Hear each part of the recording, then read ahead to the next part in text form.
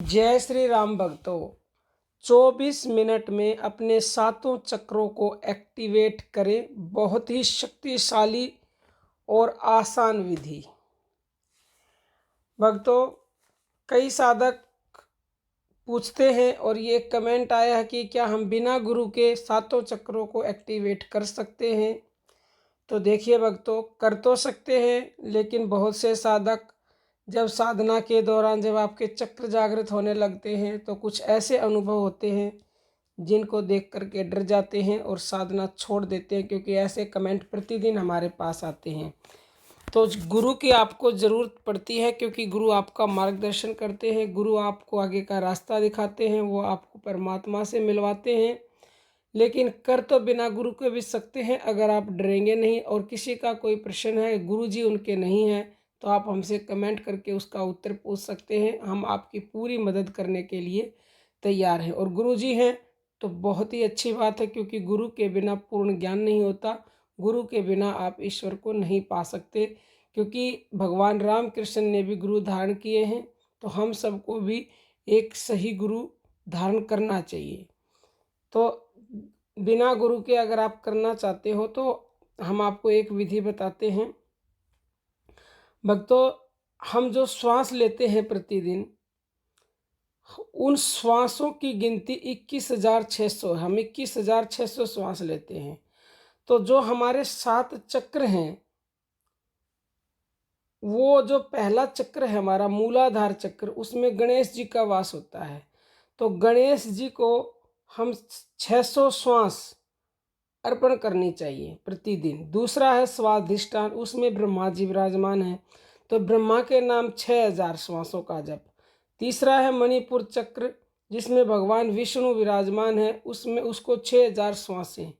चौथा चक्र है अनाहत, उसमें शिव विराजमान हैं, उनको भी 6000 श्वासों का जप।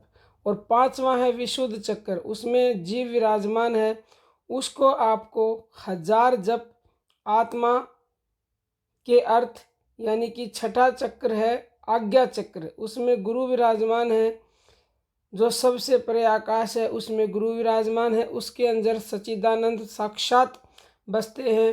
तो 1000 जप यानी कि 1000 श्वासों का जप गुरु जी के नाम, और 1000 परमात्मा जो ब्रह्म हैं उनके नाम। तो 3 के नाम नित्य प्रति समर्पण करने चाहिए। ये संख्या 21,600 श्वास होती हैं। तो अब कहेंगे 21,600 श्वासों का जप कैसे कर सकते हैं प्रतिदिन।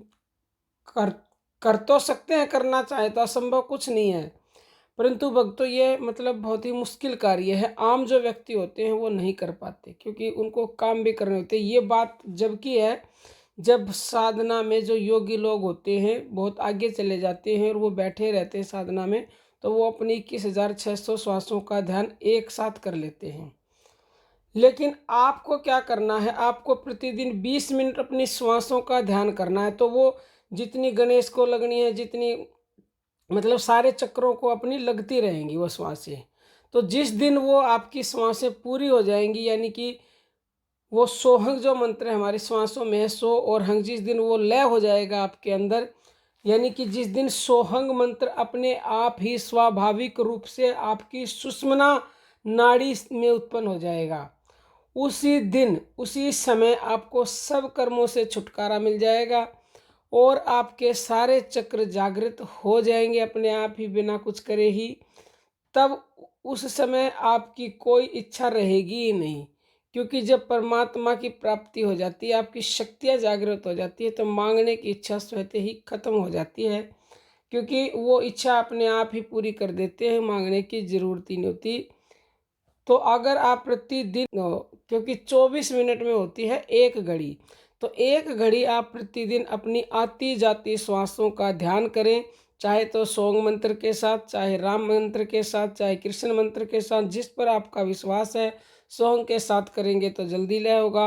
और किसी भी मंत्र को नहीं लगाते हो तो खाली अपनी श्वासों का ध्यान करें आती जाती का, क्योंकि जो हमारी श्वास है ना, सो करके वो हमारी मूलाधार चक्र कुंडलिनी शक्ति से ऊपर उठ के जाती है, और वही हमारे सबसे ऊपर के चक्र तक आती है और वही फिर नीचे होके वापस जाती है।